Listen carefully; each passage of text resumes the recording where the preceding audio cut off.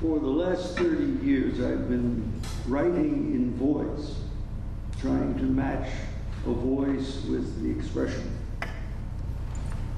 This particular piece I'm going to do this evening was inspired by a Russian man who had reconciled evil. What I mean by that is he thought of it as, that's just the way it is. It took me 10 years after I had met him to come to grips with that voice and to realize that many of our leaders are just like him.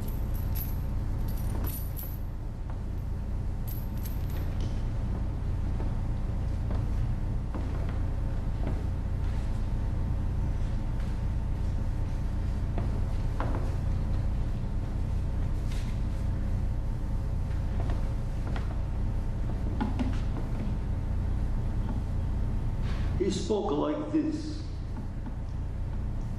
Enough with the cute catalogs, the glib provenance of a garment, a cartoon of a wrinkled coat, and all that tongue-in-cheek stuff. Enough with the Hemingway fisherman look-alike, and all the bolts of recycled proletariat denim, pre-wash the cotton, pre-bend the bill. The boots should look like your poet, Robert Frost, shoveled shit 10 years in the barn. And take all the useless gadgets you have hanging in your garage and make a towering, teetering, three-dimensional collage you can torch in your backyard. America, if you get any more casual, we'll have to defibrillate. Send a jolt of serious surprise into that faithful muscle in your chest so that your heavy eyelids will fly open like shutters and you can see the awful mess you inherited. Let's face it, any way you look at it, you're responsible for styrofoam. And there's no more room in the landfill for the neat molded packaging with the half-life of a planet. The Pampers choke the seagulls, and the kids on ecstasy would rather be tossed in the mosh pit of life. And you, in your pre-washed cowboy jeans from Bangladesh, with your silly head tilted to one side like your icon James Dean did when he doubted everything, you buy your ridiculous red Hummer and then paste on the doors your patriotic ribbons made in Taiwan. And then exclaim at the gas pump, what a shame it is about the boys dying over there. Please, please, spare me the bullshit.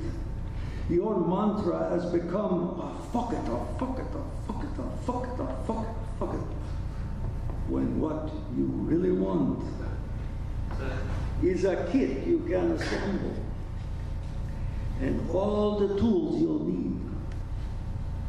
A simple schematic to read. Something very serious that will level out the playing field. A new way of shooting around the corner, which eliminates that terrible vulnerability. No more peekaboo, peekaboo in the urban chaos of new age war. Just a new, more precise, more efficient way of killing. That I assure you will make you the top gun. Issue this to your law enforcement, to your commandos, to your private contractors. In Kiev, we simply call them thugs. Keep it in the closet, in your house, for the turbaned burglar who will someday come. America, America, warfare is from the shoulder now. No need waiting for silos or submarines. We, the greatest land army in the world, failed in Afghanistan because we did not understand this. Oh, there were other contributing factors, other salesmen. But I hold no grudges. For me, there are no flags, no anthems, no cause more righteous than another, just groups of people, dissatisfied, miserable, willing to follow charismatic psychopaths with all their nifty slogans, willing to shoot each other's brains out. And me, I am the new modern man, stripped of all the faking, without religion, without even the rudiments of conscience, who sleeps like a baby on the pillow of profit in the bed shaped oddly like a coffin, who can say fuck you to all the grand experiments of government, because I see clearly through the smoke and mirrors bullshit, to the grim seekers of fortune, trading tender boys for figures in the black. And if you act now, today, I am prepared. As East Coast sales rep of globalarmament.net.com, I am prepared to throw in, at no extra cost, 1 million rounds of radioactive armor-piercing shells, so that you, if you so like, can take over a small African nation, should the natural resources of that one sovereign state seem attractive to you. Or convince an already fearful populace as to the economic advantages of small, unwinnable wars. Or compel a banana republic, let's say Costa Rica, to sell itself lock, stock, and barrel to the gringo condo builders. What were those little brown people doing anyway? Before you erected your glass pyramid on the beach? Fishing, maybe? Sustainably living, maybe? Please, please, spare me the bullshit. Frankly, I don't care what you do with the fucking gun. It's yours now. You're the kingpin now, Daddy, the big dog. And you got there cheap. Believe me, you got there cheap. Where is your Stalingrad?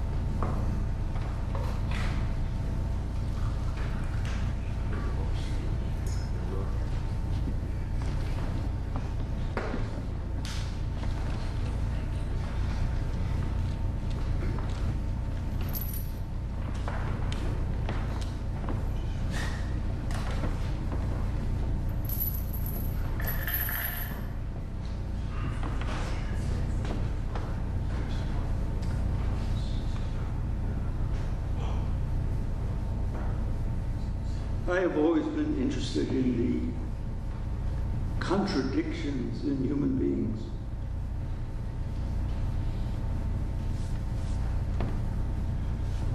I sat down one morning to write another political satire in that particular voice.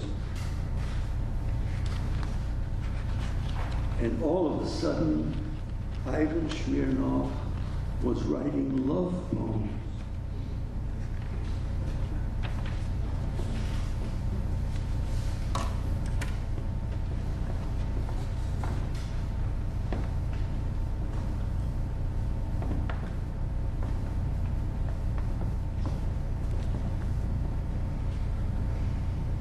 in intimacy in the death of horses, crowds my awestruck mind, indifference and antidote to a plague of men.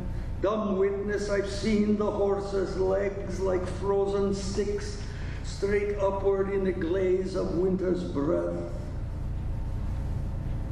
Memory, in its most concrete, solid, and displacing December's spectral gloom, moves atop a crust of blue in shapes of glowing moonlight.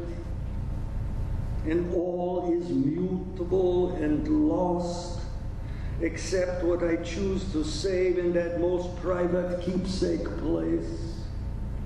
There, in the cloud of shade, I secure a fraction of her smile, a blonde lock of disarray, eyes that seem to peer around the next bend in the river or past a blind corner on a crowded street. Not to a utopia of our own making, but to a paradise of common things. Inexplicable was her gentle grip on a favorite chipped coffee cup. The patterns of her freckles were repeated in the constellations of clear nights when the uncountable stars seemed touchable and perfect. And lying there entangled, our faces turned upward to exquisite night, we breached each to each a question of love, longevity, and children. Whether we by accident add those who might through compassion avert a chaos, or merely supply to further madness all its victims. That web work drawn by our linear minds occupied the cracked plaster of neglect and old ceilings. The great pieces falling resembled continents missing from the cool, smooth white expanse. Of poverty we sang, counted currency in how high the firewood was stacked, in how many jars of canned vegetables crowded the pantry shelves, proud to be survivors of a ruin. Ludmila Boganskaya lived above the bakery on the corner where the landlord did not shovel the snow until late in the afternoon. And now, a world and decades away, I catch the fragrance of warm bread wafted through an open door, and I see her again. A vision as real as the vapor shapes rising from the warm depths through the subway grates, pushing against me with her willful intent a breath of mint and cigarettes.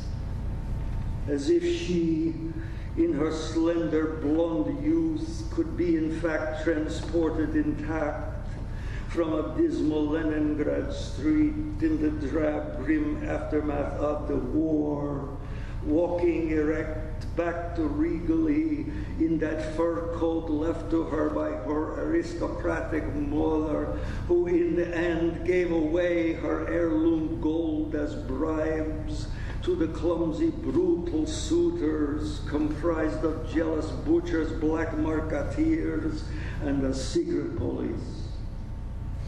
And the naive and lovely daughter, splendid in her Nordic braids, long striding, buoyant on sheer optimism, to a life of loud ratchetools at the tractor factory. The wonderful coincidence of lovers beginning in the hot foyer of her immediate and perfumed absence, and my reading of her neatly printed name on the card in the slot of her mailbox. And now, standing transfixed, alone and loveless in a city at once confusing and complex, The music of the mother tongue moves in audible syllables on my lips, and I know I will call her name again when nothing else is left. On that strange night, when we walked to the orchard at the end of the road, we did not count our steps, not going, not coming back, or ask for it to be less of a journey, or discuss what must be left behind or how much we should carry. The impetus of our heart-driven legs seemed abundant fuel enough. The arch of our oar-spread arms sufficient shelter. And wishing wishes at the stars, we cast our named voices there to cross in light years mouth to mouth the ages of the galaxies. And falling in the waiting garden, the dome of heaven whirling, we held fast to a long full-length embrace, while no impatience could match our frustration at the buttons, zippers, buckles, catches.